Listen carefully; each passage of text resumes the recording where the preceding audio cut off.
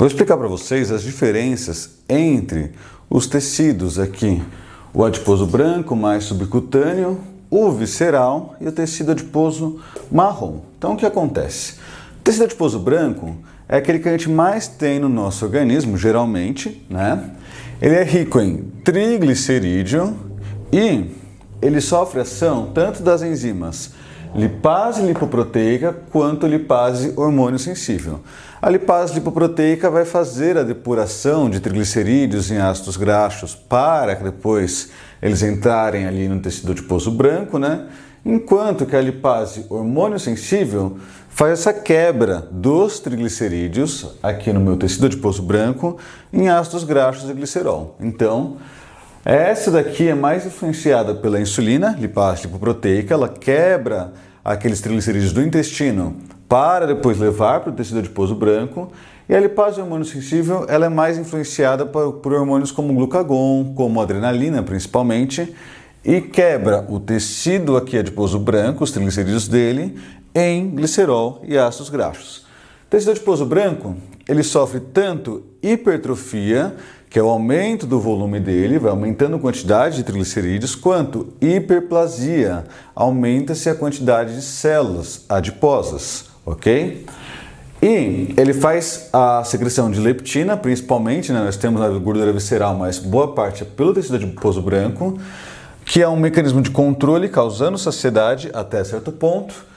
Faz expressão de interleucinas inflamatórias, como A1, A6, A8, A10, outros fatores inflamatórios como TNF-alfa, TGF-beta, interferon Y, proteína C reativa e faz secreção de um fator anti-inflamatório, a adiponectina. O grande problema é que o TNF-alfa e a interleucina 6 inibem a produção de adiponectina. Então, a partir do momento que você tem um excesso de tecido adiposo branco, você vai tendo uma condição mais inflamatória do que anti-inflamatória. Já o tecido adiposo visceral é aquele mais próximo dos órgãos, como o fígado, como o pâncreas, e ele é mais perigoso. Por quê? Porque ele tem uma atividade maior de lipólise.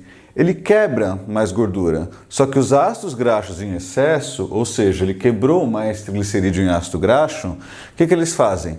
Atrapalham a captação de insulina. Então, se eu tenho um excesso de atividade lipolítica, eu tenho um risco maior para resistência à insulina, já que o ácido graxo é quebrado, não é oxidado, consequentemente atrapalha a via ali da insulina.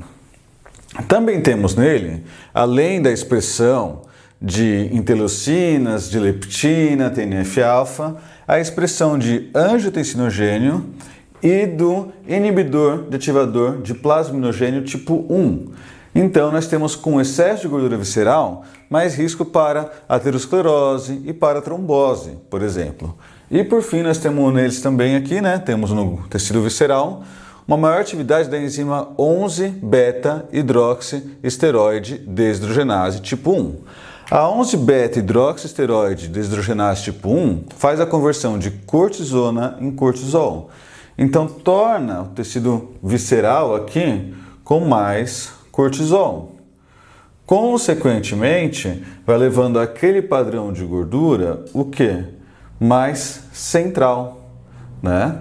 Que é justamente a gordura mais perigosa que a gente tem, que é essa daqui, mais central, essa principalmente da barriga, ok?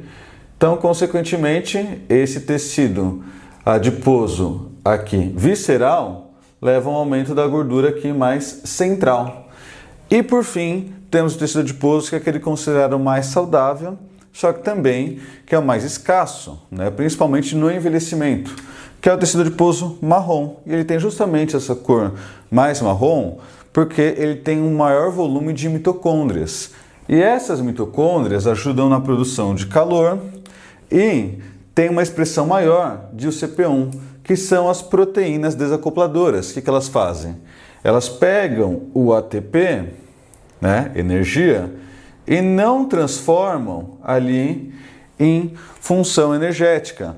Os H+, os prótons que deveriam formar ATP, na verdade, eles formam, né, ao invés de formarem aqui energia, nós temos O que? Os H+, formando, através da UCP1, né? Formando calor. Aqui. Consequentemente, faz um desvio de energia, e se eu tenho esse desvio, eu preciso do quê? De maior ação ali de lipólise e de oxidação, porque eu perdi a energia, ela foi virada calor, ela foi transformada em calor, né? Consequentemente, o que eu aumento? A minha taxa metabólica basal. Só que essa gordura, ela é bem menor, a gente tem ela em menor quantidade, e a gente vai perdendo no envelhecimento. Algumas estratégias, como o frio, como alguns medicamentos, podem transformar a gordura branca numa gordura um pouquinho mais bege e com maior atividade de CP1s. Mas essas estratégias ou são perigosas, né, ou são de curto prazo. Então acaba que não tem uma atividade tão grande, a gente não tem fármacos ainda específicos para isso que possam combater a obesidade. Tudo isso ainda está sendo estudado como realizar essa transformação do tecido branco em bege de uma maneira segura, ok? Então, se gostaram do vídeo, comentem, deixem um like e também deem sugestões para novos vídeos.